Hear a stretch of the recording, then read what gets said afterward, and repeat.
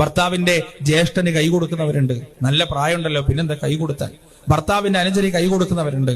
ഉമ്മാന്റെ ജ്യേഷ്ഠത്തിന്റെ മക്കൾക്ക് ഷെയ്ക്കാൻഡ് കൊടുക്കുന്നവരുണ്ട്. അനുജത്തിയുടെ മക്കൾക്ക് അവരുടെയൊക്കെ പിന്നിൽ സ്കൂട്ടറിലും ബൈക്കിലൊക്കെ ഇരുന്ന് പോകുന്നവരുണ്ട്. തനിച്ച ഹറാം.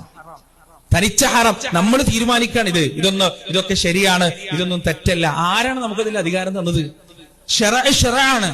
അഹ്കാമുകളാണ്. എനിക്ക് അവൻ എന്റെ സ്വന്തം ആങ്ങളെ പോലെയാണ് എന്ന് പറഞ്ഞതുകൊണ്ടായില്ല. അള്ളാഹു അല്ല എന്ന് പറഞ്ഞാൽ അതല്ല, അതാണ് അതിന്റെ ശരി. നമുക്ക് തോന്നുന്നതാണത്.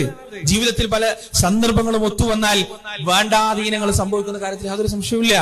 അതുകൊണ്ട് ഇസ്ലാം പറഞ്ഞ ഡിസ്റ്റൻസുകൾ കൃത്യമായി പാലിച്ചേ പറ്റുകയുള്ളൂ.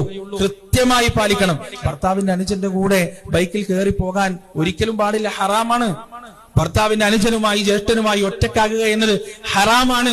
ഈ പറയുന്ന കസിൻസുമായി, ഉമ്മയുടെ ജ്യേഷ്ഠത്തിയുടെ മക്കൾ, അനുജത്തിയുടെ മക്കൾ, മൂത്താപ്പയുടെ മക്കൾ, എലാമയുടെ മക്കൾ, ഇവരുമായി നിരന്തരം ചാറ്റ് ചെയ്യുക, പേഴ്സണൽ വിഷയങ്ങൾ പറയുക, രാത്രി വിളിച്ച് മണിക്കൂറുകൾ സംസാരിക്കുക, ഇതൊന്നും ശരിയല്ല എന്ന് എന്റെ സഹോദരിമാരെ മനസ്സിലാക്കുക.